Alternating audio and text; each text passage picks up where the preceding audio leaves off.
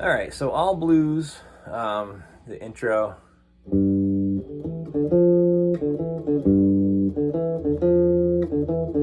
So the intro is bass, and he's going, so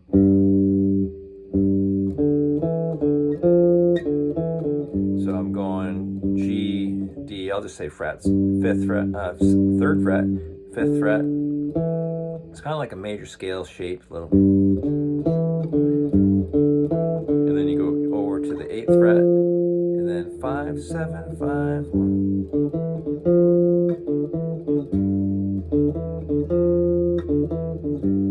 And then the licks that come in are like this. It's you should look at your real book to find these. It's all in there. So I'm on the 3rd fret, these two, and then to this, and then back to this. This is a total guitar thing. People use these shapes all the time, and sometimes they'll do stuff like this. Oops. And then, so if you want to put the chord, the G chord, G7, with those licks, it's like, here's a G7. Or actually, I'll put the actual bass part of it, so it's like, so you get the bass.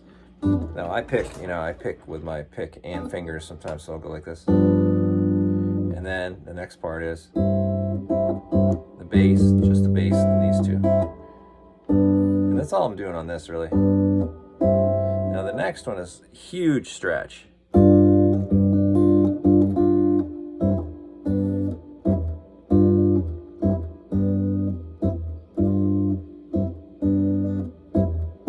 Like that.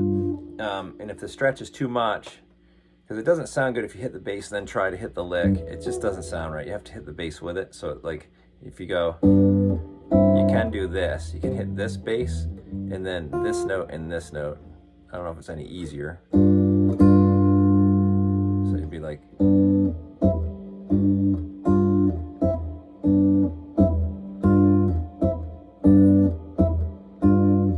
or,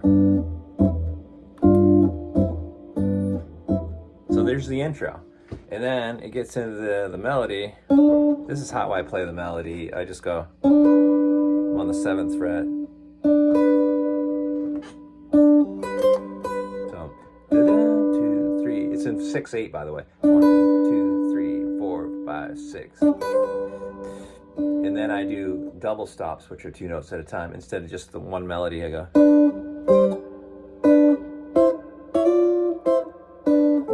Again. This one, the same thing I was telling you before is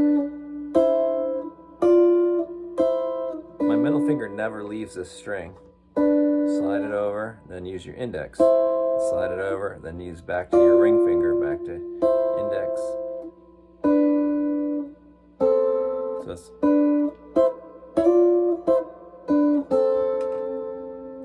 and when you get to the bridge part of it, not the bridge, the C7, then you do this. That gives you the melody up here. And then you go to C13, then add your pinky. See, this is getting all the melody backwards. That's all it is.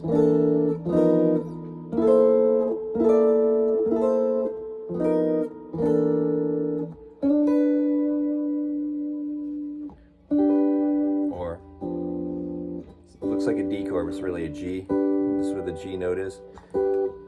And then you go to, this is like a 13 chord, barring the 8th fret. These two are right in the center. That's a G7 chord.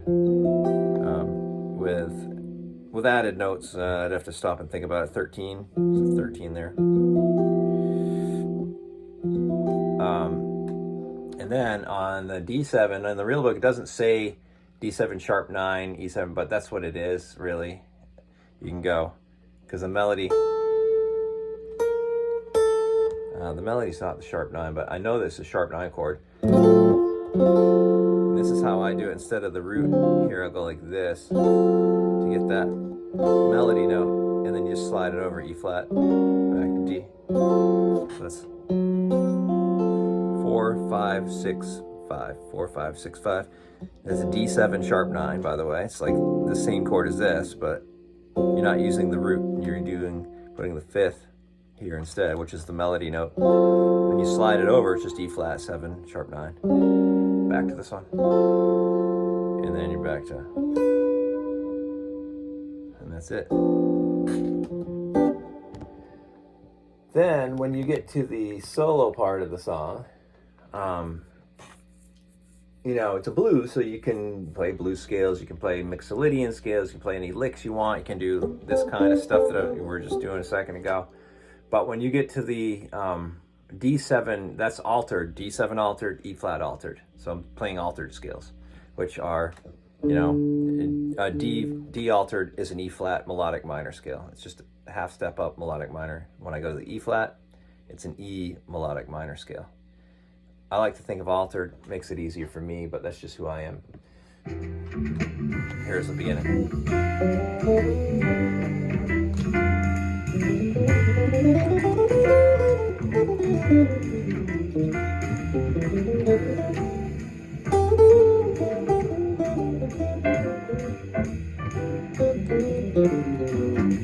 Still on the G's. Here comes the D7 altered.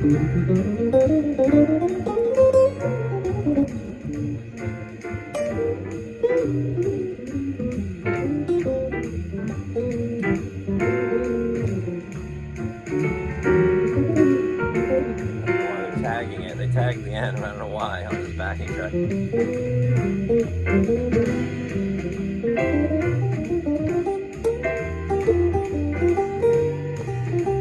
What you do a lot on blues.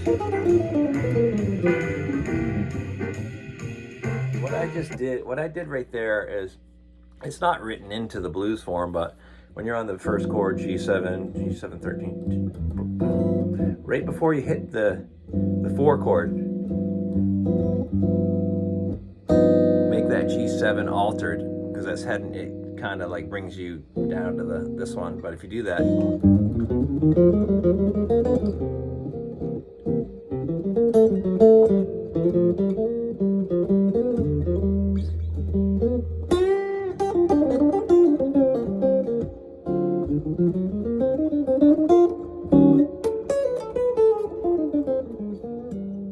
so that's that. And then octaves are really cool to do on anything really, but this, especially blues. So if you octave G, you know, just kind of, it took me a while to get used to this stuff because this note would always ring in the middle. So here's the octaves. This is the one I usually use. Other people use different ones, but so you can have this set of strings or the high set. Basically, you're muting out anything right there. You're muting that out with your first finger. This one maybe. Anyway, so if you're on the song, and you always use your thumb. That's the octaves sound better with your thumb.